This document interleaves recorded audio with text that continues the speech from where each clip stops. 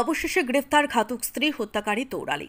গভীর রাতে স্ত্রীকে হত্যার দায়ে ৪৮ ঘন্টার মধ্যে গোপন খবরের ভিত্তিতে খুনিকে গ্রেফতার করতে সক্ষম হয় পুলিশ।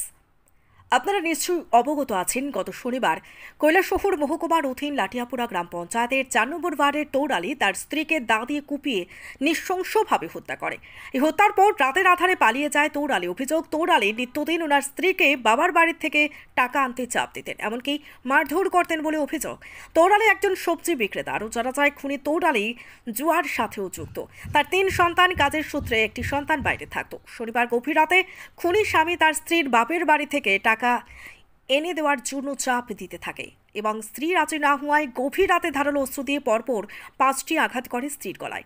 ঘটনাস্থলে প্রাণ হারায় স্ত্রী নিষ্পা বেগম। এখান থেকেই গুম হয়ে পড়ে স্বামী তৌরালী। রবিবার সকালে জানাজানি হতেই তীব্র চাঞ্চল্য ছড়িয়ে পড়ে গোটা কৈলাসহর মহকুমায়। ঘটনাস্থলে ছুটে যান কৈলাসহর মহকুমা পুলিশ আধিকারিক জয়ন্ত কর্মকারের নেতৃত্বে ইরানি থানার বিশাল পুলিশ বাহিনী। রবিবার গোটা দিন খোঁজাখুঁজি করার পর খুনিকে পাকড়াও করতে পারেনি ইরানি থানার পুলিশ। তার কোনো সন্ধান পাওয়া যায়নি। এদিকে সোমবার রাতে গোপন খবরের ভিত্তিতে লাঠিয়াপুরা এলাকার এক জলাশয় থেকে স্ত্রী হত্যাকারী তৌরালীকে গ্রেফতার করে পুলিশ ইরানি থানায় নিয়ে যায়। রাতের অভিযানের নেতৃত্ব দেন ঊনকোটি জেলার অতিরিক্ত police super V Darlong, Kailashahar মহকুমা পুলিশ আধিকারিক জয়ন্ত কর্মকার এবং ইরানি থানার ভারপ্রাপ্ত আধিকারিক যতীন্দ্র দাস। ইরানি থানার সেকেন্ড ওসি তরুণী জমাতিয়ার নেতৃত্বে বিশাল পুলিশ এবং টিএসআর বাহিনীকে উক্ত ঘাতক খুনিকে পাকড়াও করে ইরানি থানায় নিয়ে আসেন। বর্তমানে স্বামী তৌরালী ইরানি থানার হেফাজতে রয়েছে, তার জিজ্ঞাসাবাদ চলছে। জানেন, গতকাল সকাল অনুমান 8টার দিকে আমার কাছে একটা খবর আসে, কিলের বন, লাঠিয়াপুরা 4 নম্বর ওয়ার্ডের কিলের বন জায়গায় তৌরালীর যে স্ত্রী আছে, ওনার নাম হচ্ছে মিসপা বেগম, ওনাকে হত্যা করা হয়েছে।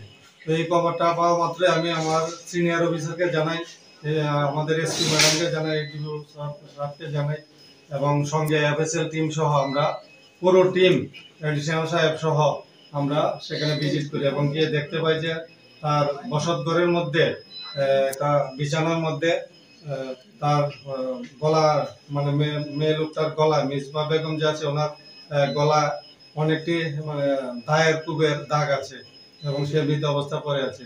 এবং সঙ্গে সঙ্গে আমরা এফএসএল টিম নিয়ে আমরা সেখানে তদন্ত শুরু করি এবং তদন্ত এটাই প্রমাণ হয় যে এই যে ওনার হাজব্যান্ড তৌরালীর ওনাকে রাত্রে মানে খুন করেছে।